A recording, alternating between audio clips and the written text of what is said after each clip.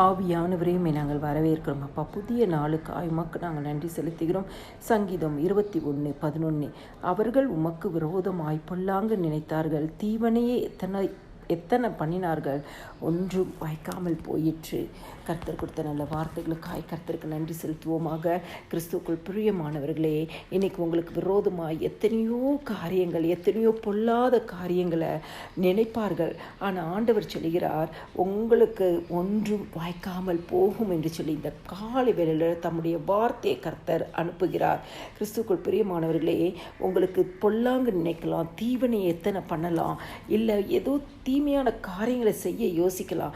ஆனால் கர்த்தர் சொல்கிறார், ஒன்றுமே உங்களுக்கு வாய்க்காமலே போகும் என்று சொல்லி ஆண்டவராகிய இயேசு கிறிஸ்து இன்னைக்கு தம்முடைய வார்த்தையை உங்களுக்கு அனுப்புகிறார்.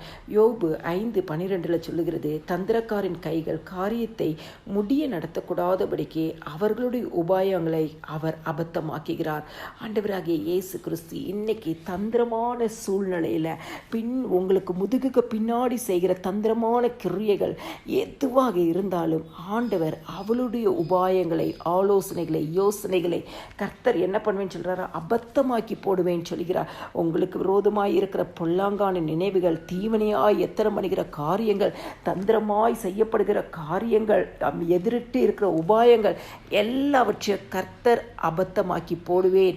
எதுவுமே உங்களுக்கு வாய்க்காமலே போகும், எதிரிட்டு இருக்கிற சத்துருவின் கிரியைகள் வாய்க்காமலே போகும் என்று சொல்லி கர்த்தர் உங்களுக்கு வாக்கு பண்ணுகிறார். கிறிஸ்துவுக்குள் பிரியமானவர்களே, ஆண்டவராகிய இயேசு கிறிஸ்து இந்த நாளிலும் உங்களோடு இருக்கிறார். உங்களுடைய ஒவ்வொரு காரியத்திலும் இருக்கிறார். கர்த்தருடைய மகிமையின் பிரசன்னம் உங்களை பின்னாலே காக்கும். கர்த்தருடைய சமூகம் உங்கள் முன்னாலே கடந்து போகும். இந்த நாள் கர்த்தர் உங்களுக்கு உண்டு பண்ணின நாள். இதில் நீங்கள் மகிழ்ந்து களி கூறுங்கள். எல்லா துதியும் கனமும் மகிமையும் ஸ்தோத்திரமும் என் ஆண்டவராகிய இயேசு கிறிஸ்து ஒருவருக்கே செலுத்துகிறேன். ஆமென்.